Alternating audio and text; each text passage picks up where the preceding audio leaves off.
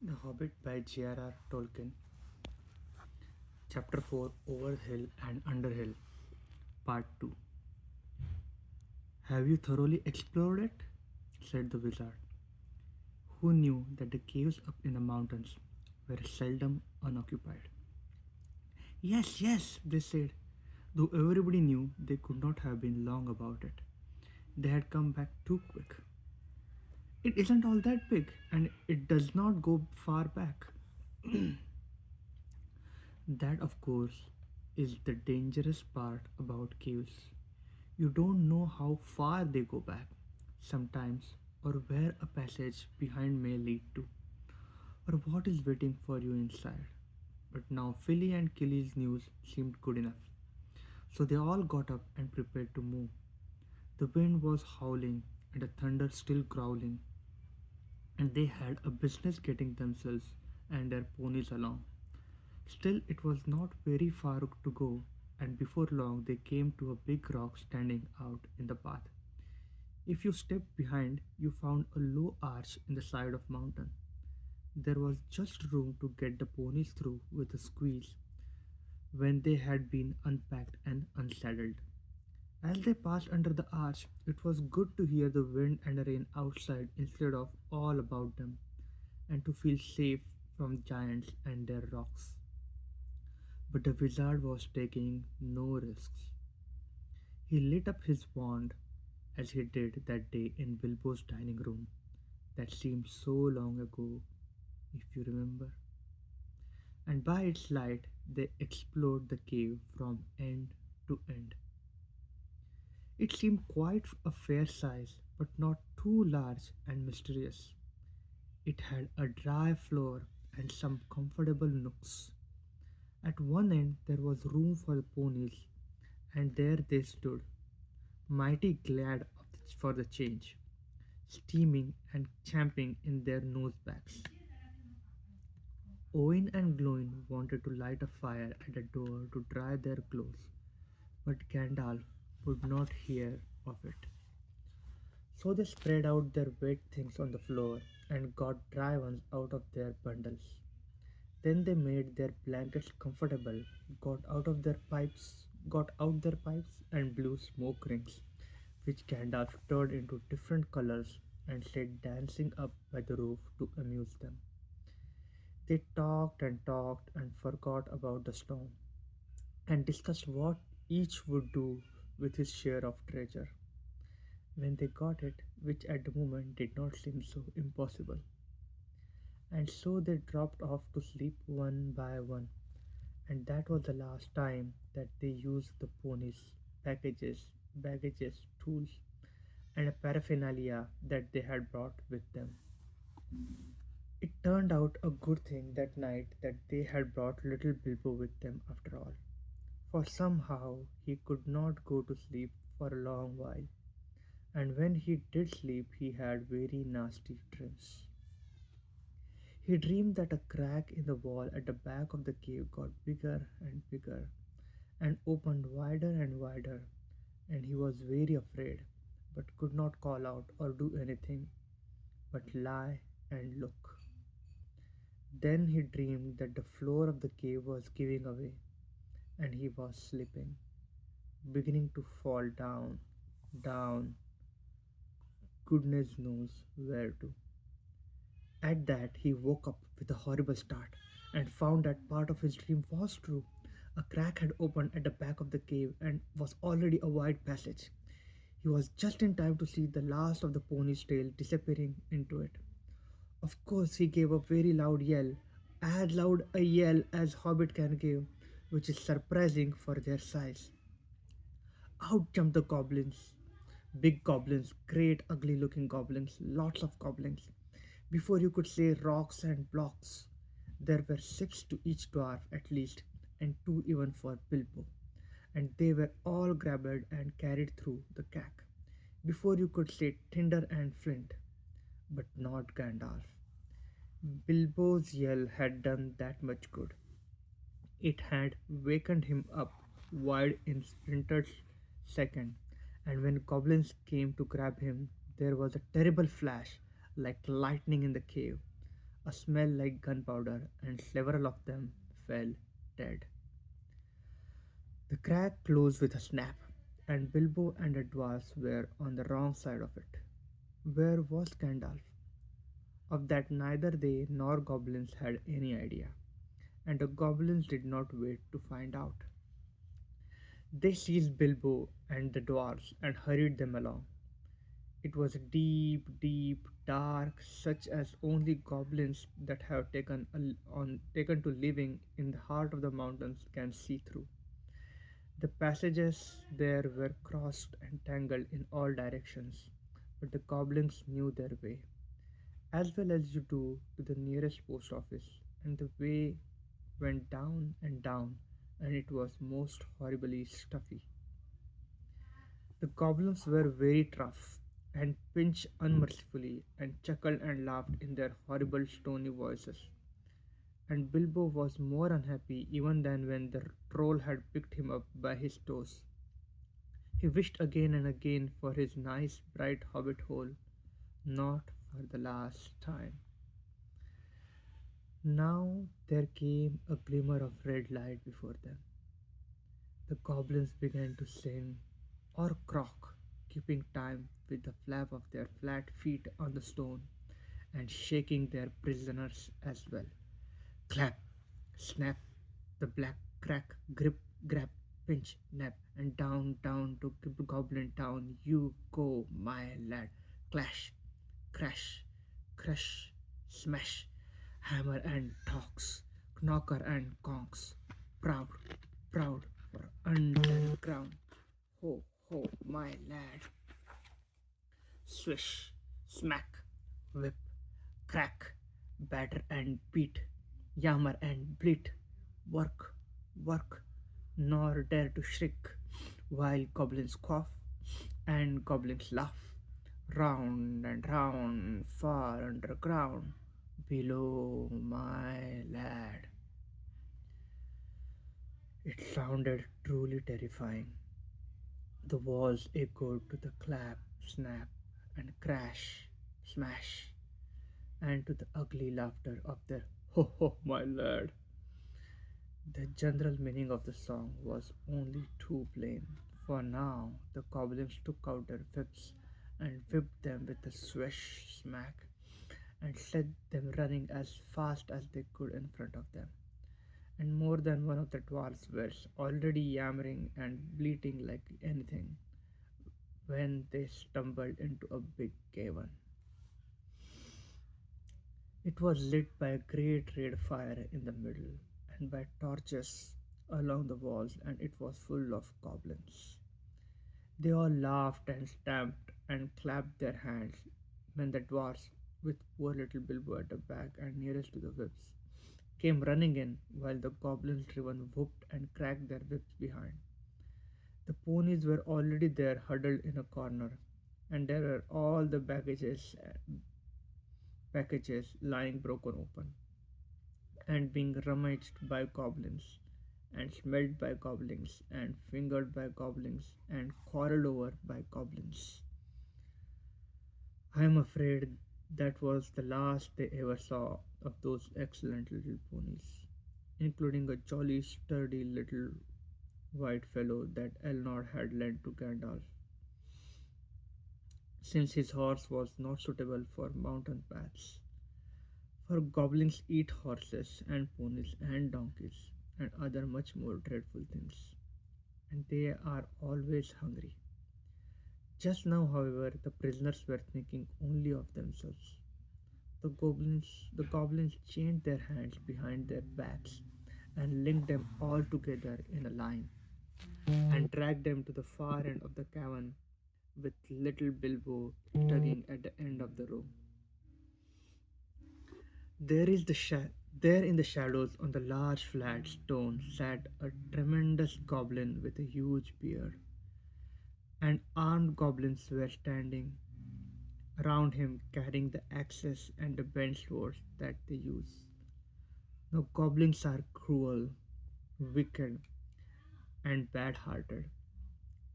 They make no beautiful things, but they make many clever ones. They can tunnel and mine as well as any, but the most skilled dwarfs. When they take the trouble, though, they were usually untidy and dirty. Hammers, axes, swords, daggers, pickaxes, tongs, and also instrument of torture. They make very well, or get other people to make to their design. Prisoners and slaves that have to work till they die for want of air and light.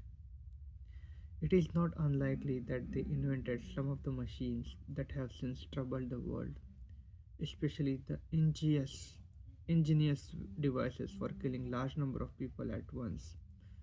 For wheels and engines and explosions always delighted them, and also not working with their own hands more than they could help. But in those days and those wild parts, they had not advanced, as it is called, so far. They did not hate dwarfs especially, no more than they hated everybody and everything, and particularly the orderly and prosperous. In some parts, wicked dwarfs had even made alliances with them, but they had a special grudge against Thorin's people because of the war which you have heard mentioned, but which does not come into this tale. Anyway, goblins don't care who they catch, as long as it is done smart and secret and the prisoners are not able to defend themselves. Who are these miserable persons? Said the great goblin. Dwarfs and this, said one of the drivers, pulling at Bilbo's chain so that he fell forward onto his knees. We found them sheltering in our front porch. What do you mean by it? Said Great Goblin, turning to Thorin. Up to no good, I'll warrant. Spying on the private business of my people, I guess. Thieves, I shouldn't be surprised to learn. Murderers and friends of elves, not unlikely. Come, what have you got to say? Thorin the dwarf at your service, he replied. It was merely a polite nothing. Of the things which you suspect and imagine, we had no idea at all. We sheltered from a storm in what seemed a convenient cave and unused. Nothing was further from our thoughts than inconveniencing goblins in any way whatsoever. That was true enough. Hmm, said the great goblin. So you say. Might I ask what you were doing up in the mountains at all? And where you were coming from? And where you were going to? In fact, I should like to know all about you. Not that it will do you much good, Thorin Oakenshield. I know too much about your folk already. But let's have the truth, or I will prepare something particularly uncomfortable for you. We were on a journey to visit our relatives, our nephews and nieces, and first, second, and third cousins, and the other descendants of our grandfathers who live on the east side of these truly hospitable mountains, said Thorin, not quite knowing what to say all at once in a moment when obviously the exact truth would not do at all. He is a liar, oh, truly tremendous one, said one of the drivers. Several of our people were struck by lightning in the cave when we invited these creatures to come below, and they are as dead as stones. Also, he has not explained this. He held out a sword which Thorin had worn, the sword which came from Troll's lair. The great goblin gave a truly awful howl of rage when he looked at it, and all his soldiers gnashed their teeth, clashed their shields, and stamped. They knew the sword at once. It had killed hundreds of goblins in its time when the fair elves of Gondolin hunted them in the hills. or did battle before their walls. They had called it Orcrist, Goblin Cleaver, but the goblins called it simply Biter. They hated it, and hated worse anyone that carried it. Murderers and elf friends, the great goblin shouted. Slash them, beat them, bite them, gnash them, take them away to dark holes full of snakes, and never let them see the light again. He was in such a rage that he jumped off his seat and himself rushed at Thorin with his mouth open. Just at that moment, all the lights in the cavern went out, and a great fire went off, poof, into a tower of blue glowing smoke, right up to the roof that scattered piercing white sparks all among the goblins. The yells and yammering, croaking, gibbering and jabbering, howls, growls, and curses, shrieking and shrieking that followed were beyond description. Several together would not have compared with it. Several hundred wild cats and wolves being roasted slowly alive together would not have compared with it. The sparks were burning holes in the goblins, and the smoke that now fell from the roof made the air too thick for even their eyes to see through. Soon they were falling over one another and rolling in hips on the floor, biting and kicking and fighting as if they had all gone mad. Suddenly, a sword flashed in its own light. Bilbo saw it go right through the great goblin as he stood, dumbfounded in the middle of his rage. He fell dead, and the goblin soldier fled before the sword, shrieking into the darkness. The sword went back into its sheath. Follow me, quick, said a fierce said a voice fierce and quiet, and before Bilbo understood what had happened, he was trotting along again. As far as he could not trot, at the end of the line, down more dark passages, with the yells of Goblin Hall growing fainter behind them. A pale light was leading them on. Quicker, quicker, said the voice. The torches will soon be relit. Half a minute, said Dory, who was at the back next to Bilbo and a decent fellow.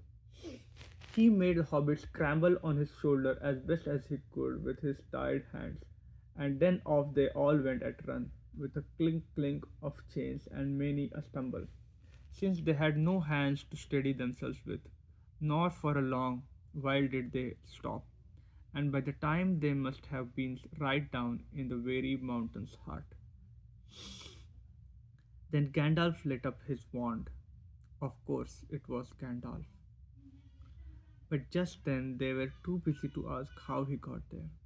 He took out his sword again, and again it flashed in the dark by itself. It burned with a large, it burned with a rage that made it gleam if goblins were about. Now it was bright as blue flame for delight in the killing of the great lord of the cave. It made no trouble whatever of cutting through the goblin chains and setting all prisoners free as quickly as possible. This sword's name was Glamdring, the Foehammer, if you remember.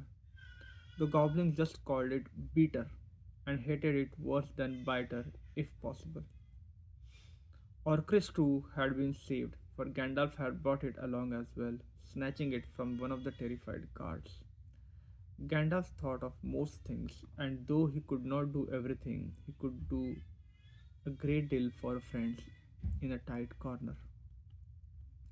Are we all here? Said he, handing his sword back to Thorin with a bow. Let me see. One, that's Thorin. Two, three, four, five, six, seven, 8, 9, 10, 11. Where are Philly and Killy? Here they are, 12, 13. And here is Mr. Baggins, 14. Well, it might be worse. And then again, it might be a good deal better. No ponies and no food, and no knowing quite where we are, and hordes of angry goblins just behind. On we go. On they went. Gandalf was quite right. They began to hear goblin noises and horrible cries far behind in the passages they had come through. That sent them on a faster than ever, and as poor Bilbo could not possibly go half as fast, for dwarfs can roll along at a tremendous pace. I can tell you when they have to, they took it in turn to carry him on their backs. Still, goblins go faster than dwarfs, and these goblins knew the way better. They had made the pass themselves and were madly angry. So that do what they could to dwarfs heard the cries and howls getting closer and closer. Soon they could hear even the flap of goblins' feet, many, many feet, which seemed only just round the last corner. The blink of red torches could be seen behind them in the tunnel where they were following, and they were getting deadly tired. Why, oh, why did I ever leave my hobbit hole? Said poor Mr. Baggins, bumping up and down on the Bombur's back. Why, oh, why did I ever bring a wretched little hobbit on a treasure hunt? Said poor Bomber, who was fat and staggered along with the sweat dripping down his nose in his heat and terror. At this point, Gandalf fell behind and Thorin with him. They turned a sharp corner. About turn, he shouted. Draw your sword, Thorin. There was nothing else to be done, and the goblins did not like it. They came scurrying around the corner in full cry and found Goblin Cleaver and Foehammer shining cold and bright right in their astonished eyes. The ones in the front dropped their torches and gave one yell before they were killed. The ones behind yelled still more and leaped back, knocking over those that were running after them. Biter and bitter! They shrieked, and soon they were all in confusion, and most of them were hustling back the way they had come. It was quite a long while before any of them dared to turn that corner. By that time, the dwarfs had gone on again a long, long way onto the dark tunnels of the goblin realm. When the goblins discovered that, they put out their torches and they slipped on soft shoes, and they chose out their very quickest runners with the sharpest ears and eyes. These ran forward as swift as weasels in the dark and with hardly any more noise than bats. That is why neither Bilbo nor the dwarfs nor even Gandalf heard them coming, nor did they see them, but they were seen by goblins that ran silently up behind, for Gandalf was letting his wand give out a faint light to help the dwarfs as they went along. Quite suddenly, Dory, now at the back again carrying Bilbo, was grabbed from behind in the tar. He shouted and fell, and Hobbit rolled off his shoulders into the blackness, bumped, bumped his head on the hard rock, and remembered nothing more. Well, if you want to know what happened next, you will have to read the next chapter.